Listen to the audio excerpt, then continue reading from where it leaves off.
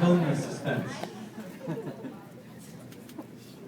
All right, so let me introduce our special guest today.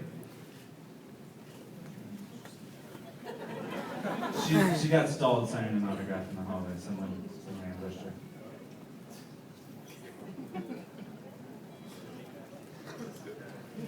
You don't know who it is, do you? Surprise. All right, so let me introduce the one and only, the most followed Twitterer in the universe, Lady Gaga.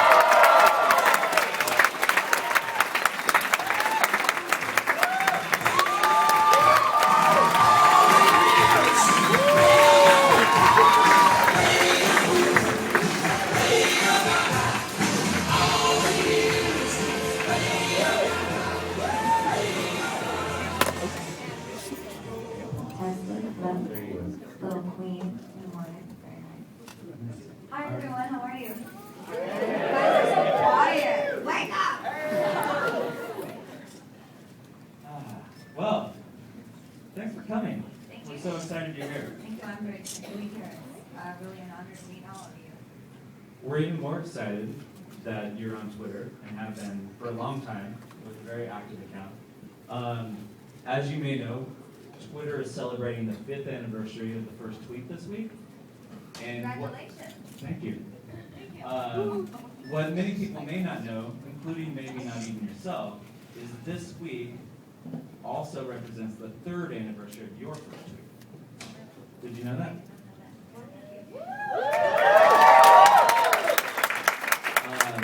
It's on March 26, 2008, according to our records. You wrote, "Sequin cat suit that's been painted on my tired little bod. Post Tommy Boy party where I met the incredible DJ Bob Sinclair. Quote, world hold." I think you maybe didn't know the 140 character limit. But it's not a bad first tweet. I'll never forget when I first got the email. I believe it was from Matt, wasn't it, at the time? He was doing my product management at Interscope, and he said, there's this new thing called Twitter, and we'd like you to tweet. And I was doing 3 shows a night and was really exhausted, and I'm like, what the hell is everyone talking about Twitter? And I just decided to go with it, and little did we all know how famous you would all become very quickly. Yeah, that was really early, but then you took almost a year break from Twitter. Was that what got you to come back? What got me to come back? Well, actually, a year after I began my first tweet on Twitter, I had fans. Good. Yeah, I started to have lots more fans around the country and around the world, and I was touring. And I mean, for those of you who don't know a lot about me, I came up in pop music the way that rock bands come up in rock music. I played small clubs. I was writing music by myself in New York City.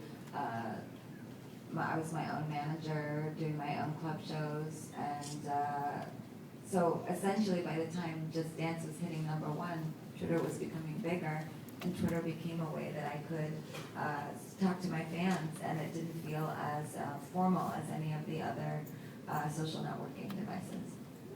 You were good at it from the beginning. Your second tweet actually references that you're rehearsing for your Just Dance video. There you go. So how has your use of Twitter evolved over the last couple of years to this point where you have almost 9 million followers? Well, most importantly, Twitter has actually become a very important part of my life. And I know that might sound a little bit crazy, or maybe not to everyone in this room. It's become an important part of our life. But it's a very important part of my life because it's the only thing that I can use all the time that my fans don't feel like anyone's trying to sell them anything. And other artists or other people might use Twitter as a way to retail, but I don't. You'll never look on my Twitter and see me say, click this link to buy one this way, or click this link to go here to vote for me. Twitter's this completely free agent. like an open journal that I have with the fans, and I actually spend time every single day reading all of their tweets, and I get tens of thousands of tweets every minute, and I have my BlackBerry application. I just scroll down, and I really do read as many as I can. Because I suppose I'm alone a lot, I'm alone on the road, and other than writing music, all I really care about is what my fans think of the music that I'm writing. So they talk to me, they say, "What are you doing?" I write back. And the most important thing to me is that I never converse with any celebrities on Twitter. I don't converse with celebrities in real life, but especially not on Twitter. And I think that the more that Twitter asserts itself as a community and a democracy that has no status, I think the more successful that it will be over the years, and the longer it will remain as big as it is. There's no exclusivity. You don't have to be anybody to be on Twitter. You just have to be yourself and sign up. And that's the greatest message that you could give anyone.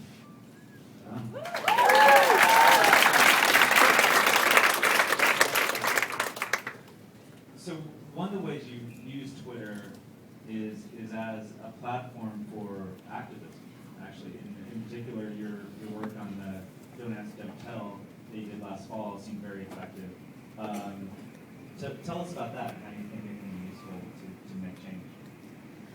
Well, again, I think it's all in how you posture your approach to Twitter. If you're selling people candy bars on Twitter every day, or Pop-Tarts, and then you try to sell them political activism, they don't want to buy it because they come to your site to buy candy bars. So the fact that I keep my Twitter page quite neutral and have it just be an open conversation with the fans allows me to talk about things that really matter to me. And I try to really choose what charities I do speak about when I do speak about them, because if you inundate your fans with lots of different things that are on different messaging and different topics, I believe it feels disingenuous to the fan base. What was so great about working with the Service Legal Defense Network on getting Don't Ask, Don't Tell repealed was that it's something that mattered to my 8 million followers. They follow me because they know how I feel about gay rights, because I tweet all the time about it. So it doesn't feel random. If you randomly tweet about something random that you are randomly deciding to become affiliated with, it doesn't matter to anyone. It will matter to people if you stay on the message and you treat your tweets with a sense of honesty. It's a real journal. It's not a stage for me. It's kind of the most personal way that my fans interact. And then I also can use it to my advantage in funny ways, like if I'm exposing the email address of a senator who's anti-gay marriage in New York City, I can post a photo of myself in a bikini with cleavage and say, email him and tell him to repeal. So it's also comical and pop culture, and my approach to Twitter is very Warhol. So I find it interesting. You mentioned that your father ran an internet company, and the first thing you wanted to do when you got here was go visit the engineers and learn about the back end of the tweet nets. So do you consider yourself a geek? Yeah, I do.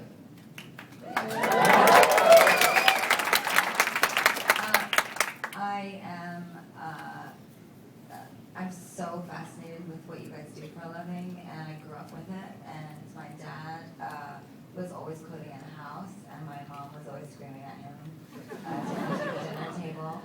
And my mother was in telecommunications.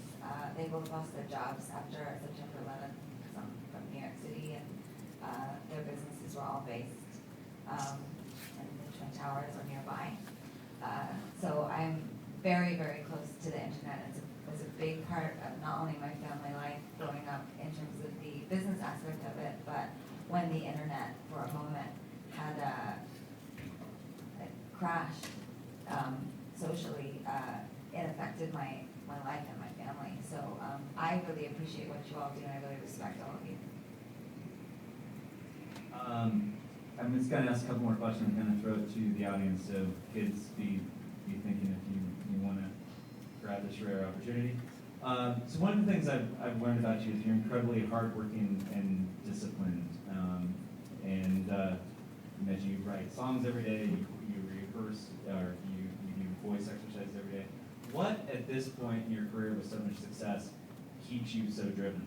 You watched my Google interview. I did watch your Google interview. I did run. What was the last part of it? What drives you to keep on what keeps you working? so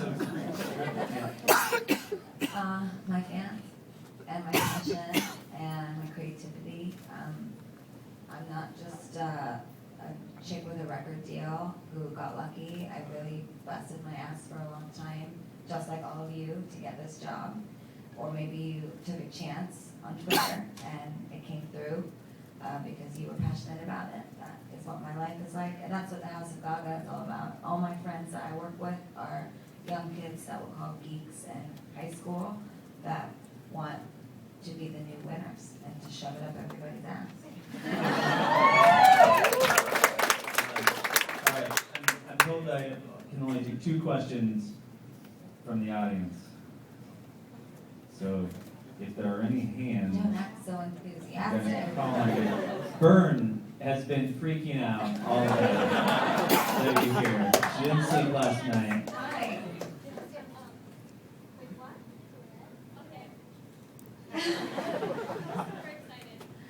So I've asked a bunch of people what they wanted to ask you, but so you're an inspiration to so many people, but like, what one person or what app or anything really inspires you?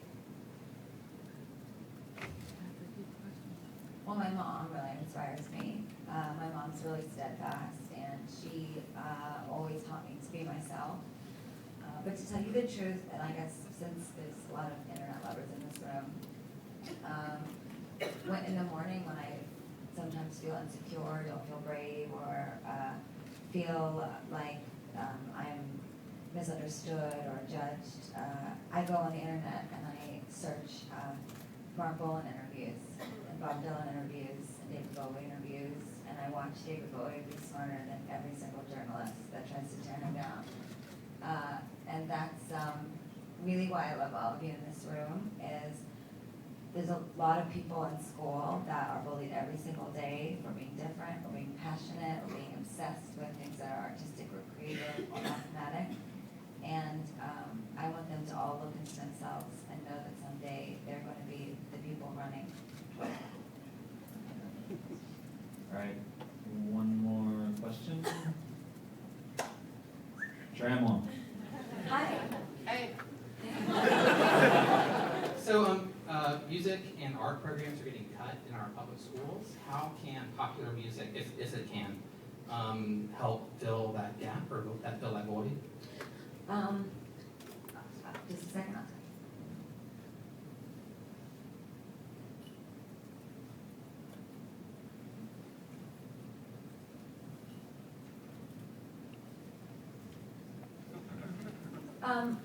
I'm actually working on something right now that's designed specifically for not just my fans, but for any fans of any artist, where I actually want to create a internet-based platform for people to perform for each other and to share their talents and sort of treat the fans the way that they treat us.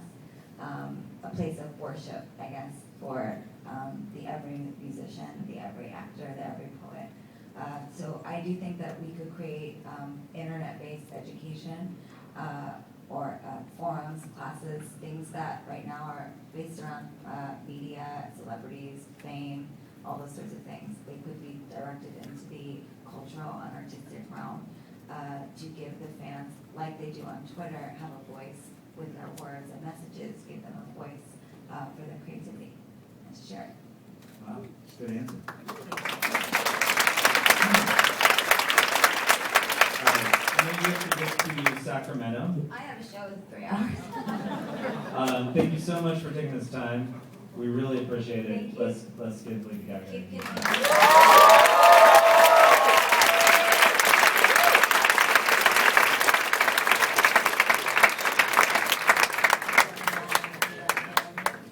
Or capital H-I-M.